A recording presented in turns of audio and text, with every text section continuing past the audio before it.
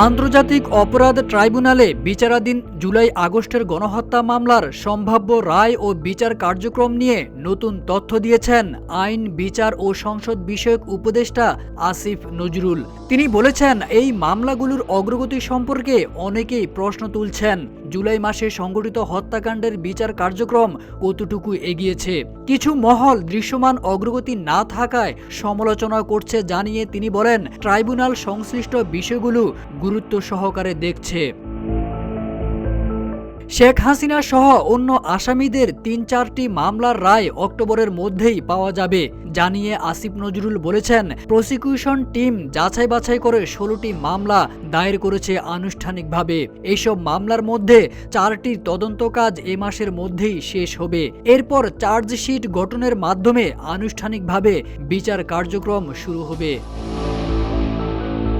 উপদেষ্টা বলেন, আইন অনুযায়ী বিচার কাজ শুরু হওয়ার ৩ সপ্তাহ সময় প্রস্তুতির জন্য ডিফেন্স আইনজীবীদের দিতে হয়। এই ৩ সপ্তাহ সময় অতিবাহিত হলে আনুষ্ঠানিকভাবে সাক্ষ্য গ্রহণের প্রক্রিয়া শুরু হবে ঈদের পরপর এপ্রিল মাস থেকে। সেই হিসেবে অক্টোবরের মধ্যে ৩-৪টি মামলার রায় হবে বলেও তিনি জানান।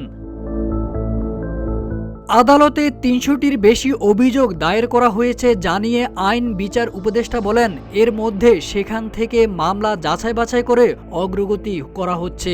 এই সমস্ত মামলায় শেখ হাসিনা সহ আওয়ামী লীগের শীর্ষস্থানীয় নেতৃবৃন্দ, পুলিশ ও প্রশাসনিক কর্মকর্তারাও আসামি হিসেবে রয়েছেন। বিচারের অগ্রগতি হয়েছে জানিয়ে আসিফ নজরুল বলেন, এ ধরনের অসন্তুষ্টির কথা অনেকেই বলেন।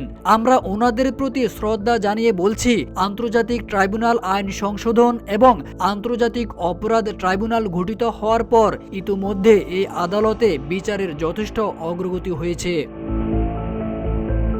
আগামী ২-১ দিনের মধ্যে জাতিসংঘের তদন্ত টিমের প্রতিবেদন পাওয়া যাবে জানিয়ে আইন উপদেষ্টা বলেছেন, তাদের এই রিপোর্ট আমাদের তদন্ত ও বিচার কাজটাকে সবার কাছে গ্রহণযোগ্য এবং পাশাপাশি স্বচ্ছ ও সহজ করতে অনেক অবদান রাখবে।